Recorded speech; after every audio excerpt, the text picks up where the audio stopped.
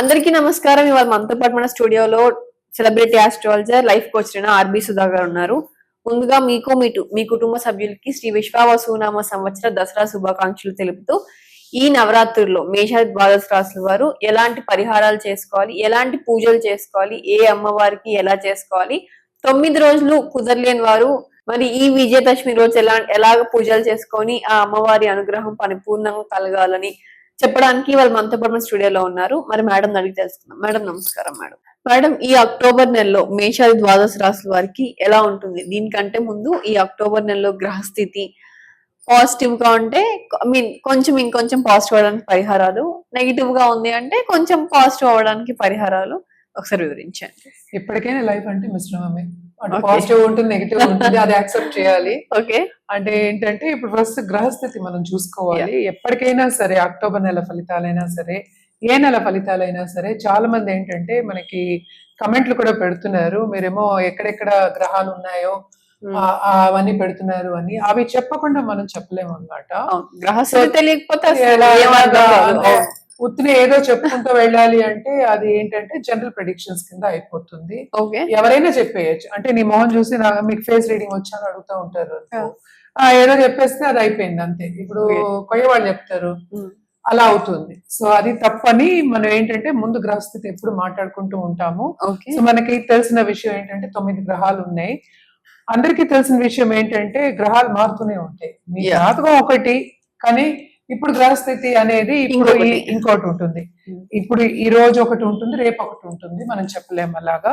So ఈ గ్రహస్థితి అనేది పర్టికులర్ గా ఏంటంటే అన్ని మనకి ఎగ్జాక్ట్ మెజర్మెంట్స్ తోటి ఎక్కడ ఉంటాయి, ఏ డిగ్రీలో ఉంటాయి, ఇవన్నీ పెట్టి ఉంటారు అనమాట.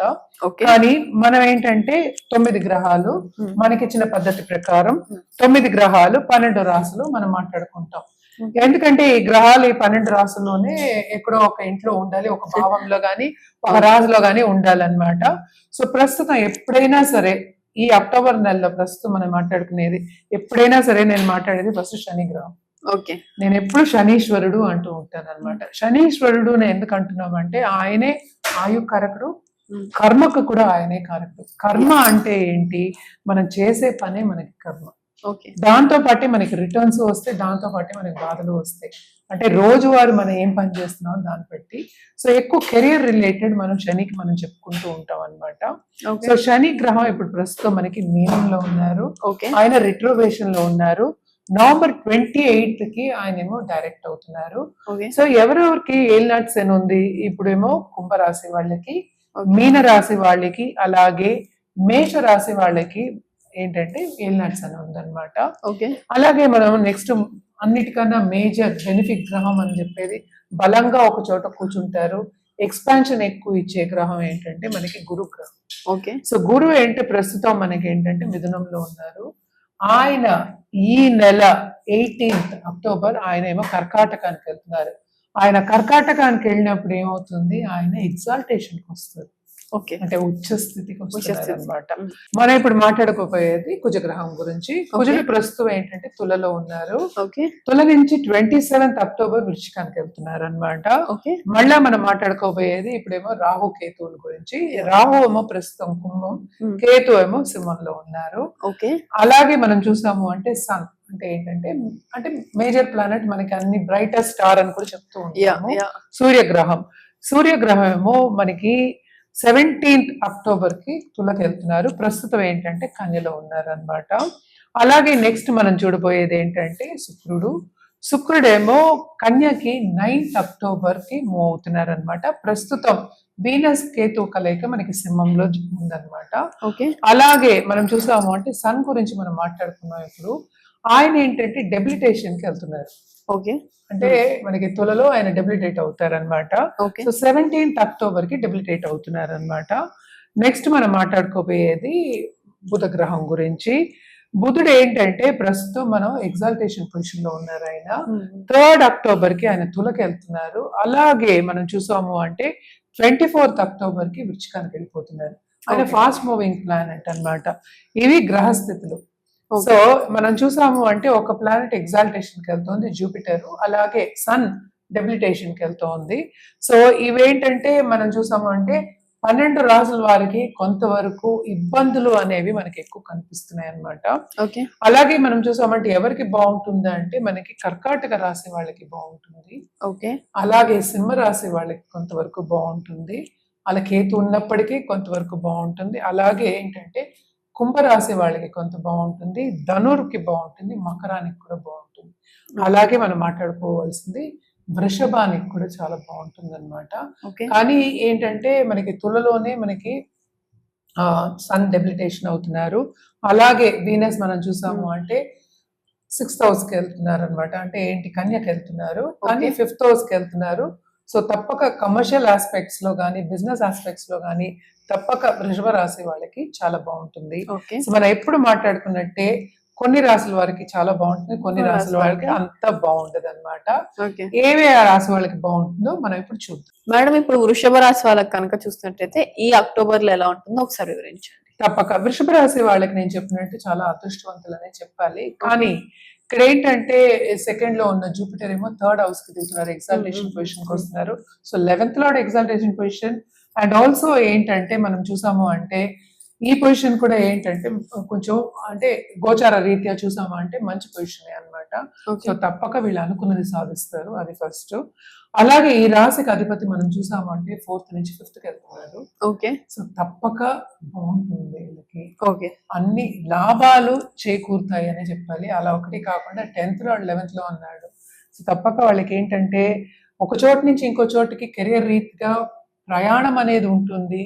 అదొకటి కాకుండాను మనకి ఏంటంటే పైకి వెళ్ళే ఛాన్సెస్, అంటే ప్రమోషన్ వచ్చే ఛాన్సెస్, ప్రమోషన్ రాకపోతే ఉద్యోగ రీత్యా వేరే ఛాన్సెస్ రావడం కానీ మంచి ఆపర్చునిటీస్ రావడం కానీ మనకి కనిపిస్తుంది అనమాట. సో తప్పక వీళ్ళు మాత్రం అదృష్టవంతులు, బాగుంటుంది అక్టోబర్ నెల అని చెప్పారు.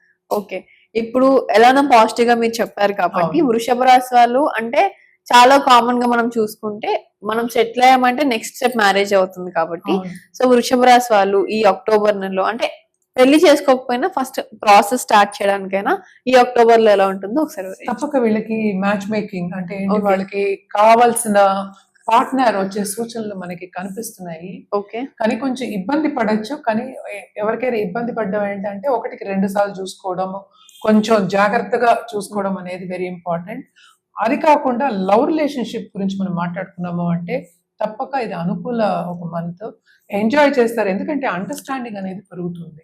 ఓకే. అలాగే కొత్తగా ఇప్పుడు పెళ్ళైన దంపతులు ఉంటారు, వాళ్ళకు కూడా ఏంటంటే కొంతవరకు ఏంటంటే సన్నిహితంగా ఉండడము, అండర్స్టాండింగ్ గా ఉండడము, బాగుండడము, కొంతవరకు ఎంజాయ్ చేయడము, అలాగే ట్రిప్పుల్కి వెళ్ళడము, ఇవన్నీ కూడా జరుగుతాయి అన్నమాట. ఎందుకంటే 5th లక్ అనేది ఫేవర్ అవుతుంది. ఓకే. అండ్ మెర్కురీ హౌస్ లో వచ్చి అంటే మనకి వీనస్ వస్తున్నారు అనమాట. కేతు దగ్గర నుంచి వచ్చేసిన తర్వాత ఇంకా కొంతవరకు వీళ్ళకి బాగానే ఉంటుంది. Okay. So second half of this month వీళ్ళకి బాగుంటుంది. లవ్ రిలేషన్షిప్ లో కూడా కొత్త లవ్ ఇంట్రెస్ట్ కూడా వీళ్ళకి వచ్చే ఛాన్సెస్ ఉన్నాయి అని చెప్పొచ్చు అన్నమాట. ఇప్పుడు వృషభ రాశి వాళ్ళు కనుక ఈ అక్టోబర్ నెల ఏదైనా బిజినెస్ ప్రాసెస్ స్టార్ట్ చేయాలనుకుంటే ఎలా ఉంటుంది ఒకసారి వివరించండి. వీళ్ళకి అది కూడా మంచి టైం. అంటే ఆల్రెడీ బిజినెస్ చేసే వాళ్ళకి కూడా మంచి రాబడి వచ్చే ఛాన్సెస్ ఉన్నాయి. సో తప్పక బాగుంటుంది. ఎందుకంటే శని బలంగా కూర్చున్నారు 11th హౌస్ లో, 11th లార్డ్ ఎగ్జాల్టేషన్ లో ఉన్నారు. తప్పక ఏంటంటే వాళ్ళకి ఏదైనా అడ్డంగాలు వస్తే కూడా అది ఓన్లీ టెంపరరీయే. ఓకే. సో ముందుకెళ్లే ఛాన్సెస్ మనకి ఎక్కువ కనిపిస్తున్నాయి అన్నమాట. ఎక్కువ పాజిటివ్ రిజల్ట్స్ మనకి కనిపిస్తున్నాయి కనుక తప్పక వాళ్ళు చేసే బిజినెస్ లో లాభాలు వచ్చే ఛాన్సెస్ మనకి ఎక్కువ కనిపిస్తున్నాయి. కానీ ఏంటంటే వీళ్ళకి మోస్ట్ ఇంపార్టెంట్ మనం చూసాము అంటే మనకి 4th లార్డ్ అంటే ఏంటంటే మనకి సన్ అయ్యారు. సన్ ఏంటంటే మనకి డెబిలిటేషన్ కి వస్తున్నారు.